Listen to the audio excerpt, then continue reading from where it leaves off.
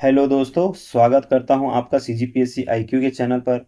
आज है 27 अगस्त और हम लोग 27 अगस्त से संबंधित महत्वपूर्ण करेंट अफेयर करेंगे छत्तीसगढ़ और राष्ट्रीय स्तर की। तो ये है हमारा टेलीग्राम चैनल, यहाँ जाकर आप ज्वाइन कर सकते हैं और यहाँ पर डेली आपको पीडीएफ प्रोवाइड करा दिया जाता है, हिंदी और इंग्लिश दोनों में।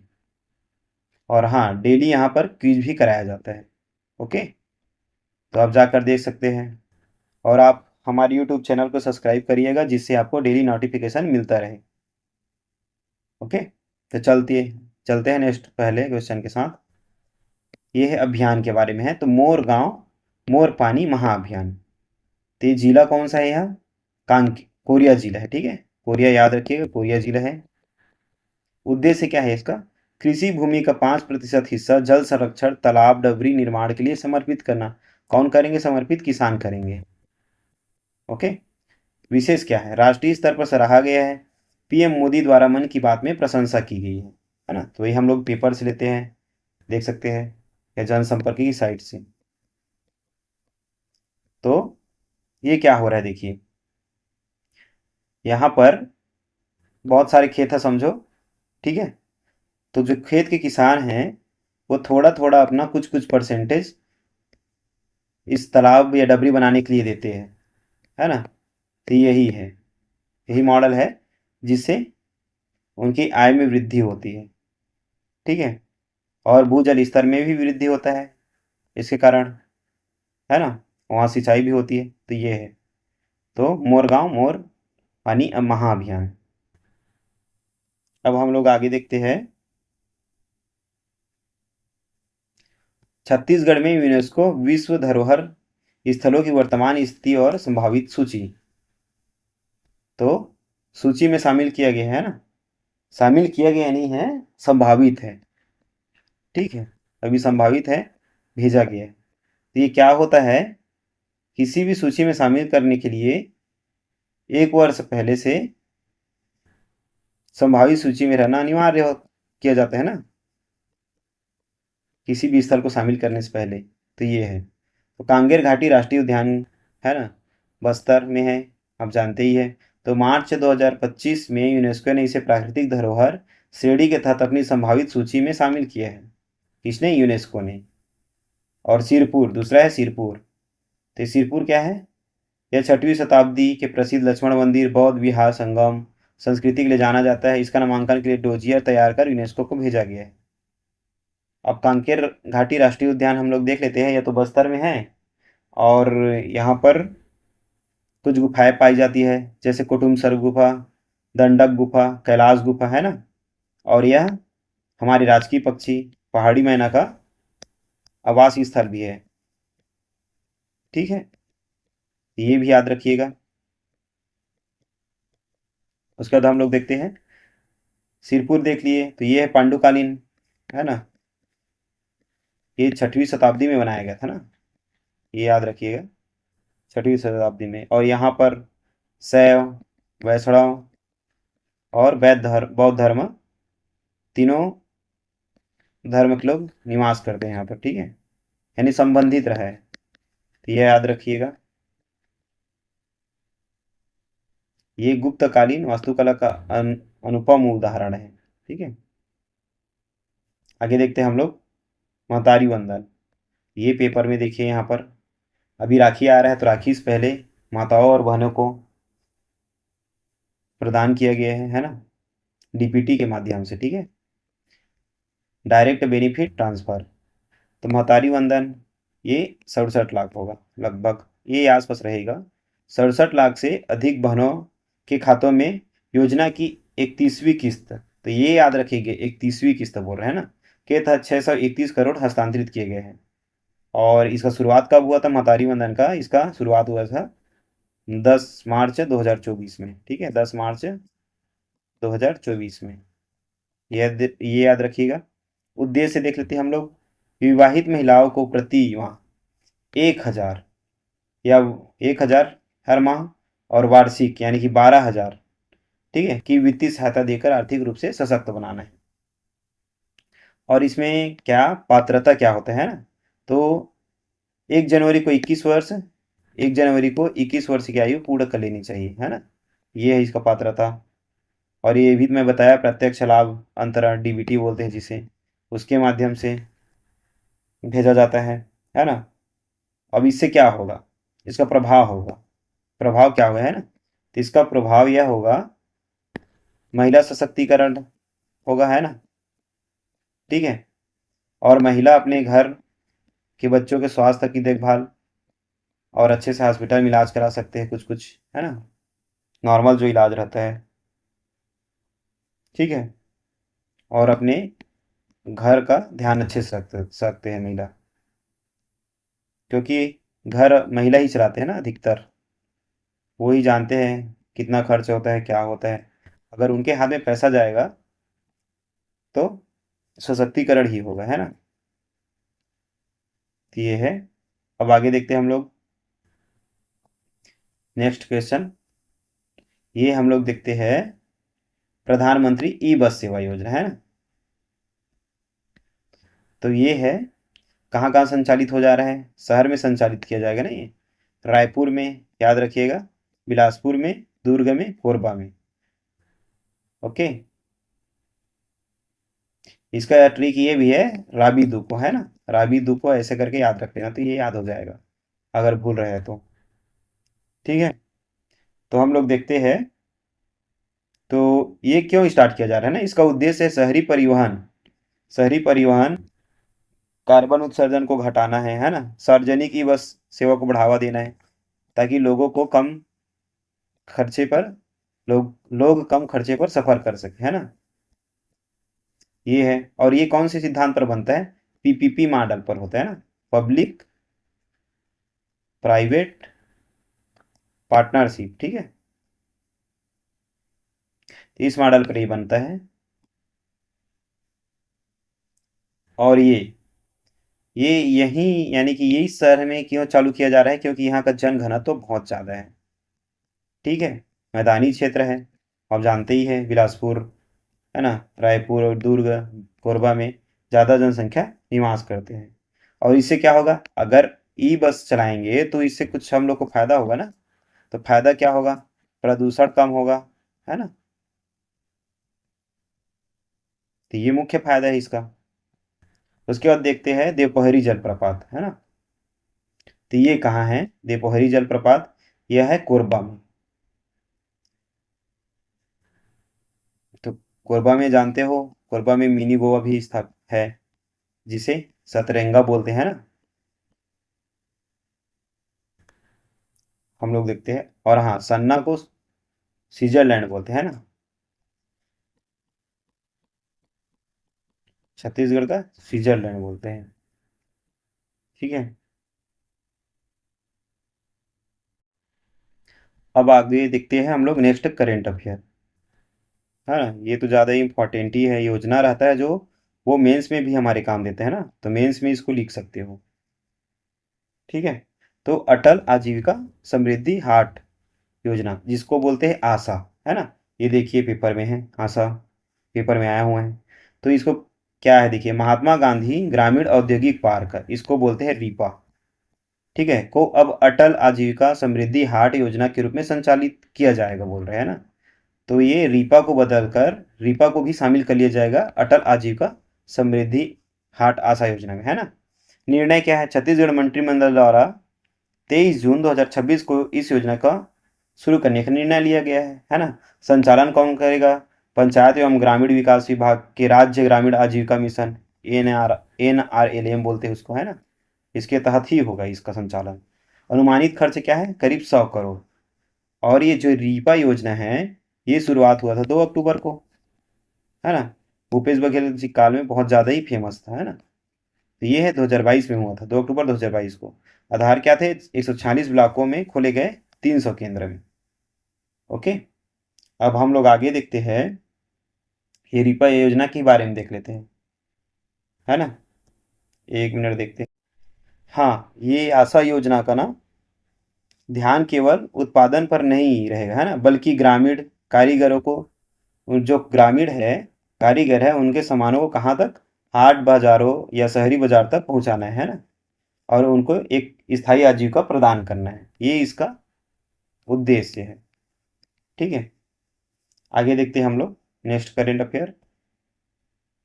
ये है डिजिटल भुगतान क्रांति तथा वित्तीय समावेशन यूपीआई के 10 वर्ष। तो ये बहुत ज़्यादा इंपॉर्टेंट है, यहाँ पर देखिए मोदी जी को। ठीक है, तो ये मेंस में भी आता है, इकोनॉमी से जुड़ता है ना।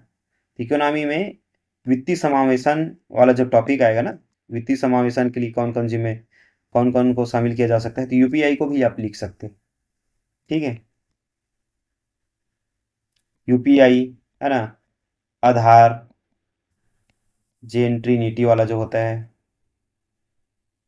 ओके, ये सबको आप उसमें जोड़ सकते हैं। तो उसी के अंतर्गत देखते हैं डिजिटल भुगतान क्रांति तथा वित्तीय समावेशन यूपीआई के 10 वर्ष है। तो होता क्या है, शुरुआत इसका हुआ था 11 अप्रैल 2016 को, प्रायोगिक तौर पर हुआ था ना, लेकिन अगस्त 2016 को सार्वजनिक रूप से संचालन होने लगा था इसका। विकास क्या है, विकास किसने किया, भारतीय राष्ट्रीय भुगतान निगम एनपीसीआई द्वारा किया गया है ना, एनपीसीआई द्वारा विकसित किया गया है। और नियमन कौन करता है, तो भारतीय रिजर्व बैंक द्वारा, है ना। ये है विशेषता क्या है, वर्चुअल पेमेंट एड्रेस वीपीए बोलते हैं, इंटरऑपरेबिलिटी द्विस्तरीय प्रमाणीकरण 2F है, वीपीआई 13 पे है ना, यूपीआई लाइट आप यूज़ करते ही है, यूपीआई ऑटो पे है ना, क्रेडिट लाइन लिंकेज आदि। तो वैश्विक विस्तार, हमारे जो यूपीआई है उसको विश्व स्तर पर भी बहुत ज़्यादा चलाया जा रहा है। तो कौन कौन से देशों पर चलाया जा रहा है, तो ये कौन चालू करता है, एनआईपीएल के माध्यम से Singapore, UAE, France, Mauritius, Sri Lanka, Nepal और भूटान आदि देशों में विस्तार है इसका, वहाँ पर चलाया जा रहा था। इसके बारे में देख लेते हैं एनपीसीआई क्या होता है। तो इसकी स्थापना हुआ था 2008 को, एनपीसीआई की स्थापना। और ये है जो एनआईपीएल के माध्यम से ना, तो इसको बोलते हैं इसको एनआईपीएल को इंटरनेशनल पेमेंट लिमिटेड, इसके माध्यम से ये दूसरे देशों में फैलाती है। ठीक है, तो यहाँ पर हम लोग और देखे थे यूपीआई लाइट, तो ये क्या होता है, छोटे मूल्य के लेन देन के लिए होता है ना यूपीआई लाइट। ठीक है, और ये यूपीआई पे 3 है ना, 1 to पे, ये क्या होता है, ये कीपैड वाले मोबाइल में चलता है ना, और त्वरित भुगतान होता है इसमें से। ठीक है, अब ये सबसे आर्थिक प्रभाव क्या होगा, भारत दुनिया में सबसे अधिक डिजिटल रियल टाइमिंग वित्तीय लेन देन करने वाला देश बन चुका है इसके कारण। ठीक है, जिससे हमारी अर्थव्यवस्था का सुदृढ़ीकरण बढ़ रहा है ना, और डिजिटल अर्थव्यवस्था को भी बढ़ावा मिल रहा है। ठीक है, और ये आत्मनिर्भर भारत से भी संबंधित है, इसको भी उसमें पुट कर सकते हैं ना आप लोग। आगे देखते हैं हम लोग नेक्स्ट। ये है राष्ट्रीय सुरक्षा, एनएसजी, नेशनल सिक्योरिटी गार्ड बोलते हैं, जो बहुत ब्लैक कैट कमांडो वाला, ये तो वही है। तो आतंकवादी रोधी अभियानों में महिलाओं की भागीदारी बढ़ाने के लिए मानसर हरियाणा प्रशिक्षण केंद्र में पहला all women commando conversion course शुरू किया गया है। ठीक है, तो इसका स्थापना कब हुआ था एनएसजी का, तो एनएसजी की स्थापना 1986 में हुआ था। कौन से एक्ट के तहत, एनएसजी एक्ट के तहत। ठीक है, उपनाम इसको क्या कहते हैं, इसको ब्लैक कमांडो भी कहते हैं, है ना, याद रखिएगा, ब्लैक कमांडो भी वो बोलते हैं इसको, है ना। उसके बाद देखते हैं इसका मुख्यालय क्या है, नई दिल्ली में है। वर्तमान महानिदेशक ग्रीबू श्रीनिवासन है। ठीक है, तो ये याद रखिएगा। और ये तो पता ही है, आतंक विरोधी अभियान में अधिकतर जाते हैं ना।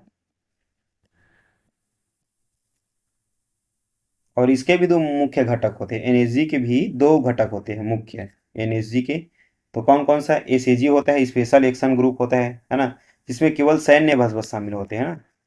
और दूसरा होता है एसआरजी, ठीक है, स्पेशल रेंजर ग्रुप बोलते हैं, जिसमें केंद्रीय सशस्त्र पुलिस बल या सीएपीएफ भी शामिल होते हैं। ठीक है, आगे देखते हैं हम लोग नेक्स्ट। हाँ, ये तो बहुत ज़्यादा इंपॉर्टेंट है, इसको तो अच्छे से ही पढ़ना। केंद्रीय जनजाति कार्य मंत्रालय, है ना। तो कर्नाटक के मैसूर में जनजातीय भाषाओं और संग्रहालयों पर राष्ट्रीय सम्मेलन, जहाँ एआई संचालित आदिवाड़ी भाषा, है ना, आदिवाड़ी को याद रखना, भाषा प्लेटफॉर्म और जागो चैटबॉट लॉन्च किए गए। कहाँ पर, कर्नाटक मैसूर में। तो प्रमुख जनजाति संग्रहालय, तो इसके अंतर्गत हम लोग देख लेते हैं। तो ये भी पूछा जा सकता है ना। तो इंदिरा गांधी राष्ट्रीय मानव संग्रहालय कहाँ है, तो भोपाल में, मध्य प्रदेश में। भगवान बिरसा मुंडा ये जान ही रहे होंगे, झारखंड से संबंधित है, रांची से, झारखंड ही आ जाएगा। उड़ीसा तो राजधानी भुवनेश्वर, ये भी आ जाएगा। बादल भोई राज्य, ये बस याद रख लेना, ठीक है। तो छिंदवाड़ा मध्य प्रदेश में, ठीक है। और ये आदिवाड़ी क्या होता है, यह विलुप्त हो रही जनजाति बोलियों, है ना, और भाषाओं, जैसे गोडी है, कुड़ुक है ना, संथाली का एआई मदद से डिजिटलीकरण, अनुवाद और संरक्षण प्रदान करना है ना, ये होता है आदिवाड़ी। तो सिंपल सी बात है कि भाषाओं का एआई की मदद से डिजिटलीकरण करना है, ऐसे लिख भी सकते हो मेंस में। उसके बाद जनजातीय स्वतंत्रता सेनानी संग्रहालय, है ना, तो ये संग्रहालय क्या होता है, तो ये होता है, केंद्र सरकार ने देश भर के 10 स्वतंत्रता सेनानी संग्रहालय स्थापित कर लिए हैं, केंद्र यानी कि 10 किया गया है ना, ठीक है, जिनमें से मुख्य क्या है, बिरसा मुंडा वाला मुख्य है। उलगुलान विद्रोह से संबंधित है और बहुत फेमस है ये। ओके। और हाँ, एक आर्टिकल देख लीजिएगा, 275, 275 एक, ये क्या है, संविधान की इस अनुच्छेद के तहत जनजाति कल्याण और उनके सांस्कृतिक संरक्षण के लिए विशेष केंद्रीय अनुदान दिया जाता है, ठीक है, 275 के तहत। ये तो हो गया। उसके बाद हम लोग देखते हैं नेक्स्ट, ये है डूरंड कप। ये कहाँ है, कहाँ हुआ है, कोलकाता में। और विजेता कौन है, ईस्ट बंगाल। किसको हराया है, मोहन बागान, जो बहुत बार जीतता था। ओके। शुरुआत हुआ है 1988 में डूरंड कप का। हाँ, ये याद रखना, ये फुटबॉल से संबंधित है ना, फुटबॉल से संबंधित है ये, ठीक है। तो 1988 में शिमला में ब्रिटिश भारत के सचिव सर हेनरी मॉर्टिमर डूरन द्वारा की गई थी ना, एक ब्रिटिश शुरुआत किया थी इसका। महत्व क्या है, ये एशिया का सबसे पुराना और दुनिया का तीसरा सबसे पुराना क्लब फुटबॉल टूर्नामेंट है। शुरुआत में यह केवल सशस्त्र सेनाओं के लिए था, है ना, लेकिन 1940 इसमें नागरिक टीमों को भी शामिल किया गया। पहले सशस्त्र सेना बस खेलते थे, उसके बाद जन सामान्य नागरिकों को भी शामिल किया गया। इसका आयोजन नई दिल्ली में होने लगा। वर्तमान में यह सशस्त्र बल और AIFF द्वारा आयोजित किया जाता है। ओके, तो ये याद रखना। उसके बाद हम लोग नेक्स्ट देखते हैं, नेक्स्ट क्वेश्चन। हाँ, ये है, आज थोड़ा करेंट लंबा होने वाला है। भारतीय अंतरिक्ष स्टेशन इसरो, इसका स्थापना जा रहा है 1969 वाला, है ना। तो ये क्या है, देखिए, इसरो के प्रमुख वी नारायणन। तो इसके प्रमुख भी कौन है बोलेगा, तो वी नारायण। एक और क्वेश्चन मिल गया, है ना। अनुसार भारत, तो इसरो के प्रमुख वी नारायण के अनुसार भारत वर्ष 2035 तक पहला भारतीय अंतरिक्ष स्टेशन पूर्ण रूप से स्थापित करेगा। तो कब कब तक कर लेगा, 2035 तक, है ना, अंतरिक्ष स्टेशन स्थापित कर लेगा भारत, ठीक है, ये याद रखना। प्रारंभिक मॉड्यूल BS1, इसका पहला प्राथमिक मॉड्यूल 2028 तक लॉन्च किया जाएगा। ये भी बहुत ज़्यादा इंपॉर्टेंट है। तो पहला भेज दिया जाएगा 2028 में, उसके बाद स्थापित हो जाएगा वो 2035 में। परिचालन क्या होगा, लो अर्थ ऑर्बिट, है ना, लियो जिसको बोलते हैं, लगभग 400 किलोमीटर की ऊंचाई पर, ठीक है। कुल द्रव्यमान क्या होगा, लगभग 52 टन। 5 मॉड्यूल है इसमें ना, ये भी याद रखना, 5 मॉड्यूल, ठीक है। अब देखते हैं ऑपरेशन, अंतर्राष्ट्रीय स्तर के करेंट अफेयर। तो ऑपरेशन इकोनॉमिक आउटकास्ट, तो ये शुरू किया है अमेरिका ने। और क्यों शुरू किया है, ईरान की अर्थव्यवस्था तेल निर्यात, है ना, कड़े प्रतिबंध लगाकर उस पर आर्थिक दबाव बनाने के लिए ट्रम्प सरकार द्वारा, ठीक है, किया गया है। दूसरी कॉमनवेल्थ कप स्पोर्ट चैंपियनशिप 2026, ये क्या है, आयोजन हुए हैं 7 से 10 अक्टूबर 2026 को, ठीक है, याद रखना। कहाँ हुआ है, वीर सावरकर स्पोर्ट कॉम्प्लेक्स गुजरात में, ठीक है, ये भी याद रखना। उसके बाद प्रतिभागियों की संख्या 45 खिलाड़ी भाग लिए थे इसमें। प्रमुख खेल थे क्या है, स्नूकर, बिलियर्ड्स एवं पूल, ठीक है। यहाँ पर देखते हैं नेक्स्ट क्वेश्चन, दूरदर्शन की महानिदेशक। तो बस इतना ही याद रखना, रीना सोनोवाल बनी है, ठीक है। उसके बाद विश्व वैश्विक शांति सूचकांक 2026, तो भारत की स्थान क्या है, 127 है ना, इसका स्थान भारत का। स्कोर देख लीजिए, स्कोर क्या है, 2.409 है ना, तो ये स्कोर है इसका। जारी करता क्या है, ये इंपॉर्टेंट होता है ना, वैश्विक सूचकांक कौन जारी करता है, वैश्विक शांति सूचकांक, तो institute for economics and peace, ये सिडनी, है ना, सिडनी से जारी होता है, ऑस्ट्रेलिया। प्रकाशन, प्रथम प्रकाशन क्या है, 2007 में। कुल शामिल देश 163 है, ठीक है, तो ये याद रखना। तो हाँ, आज करंट अफेयर यहीं पर समाप्त होता है। मिलते हैं अगले करंट अफेयर के साथ। धन्यवाद दोस्तों।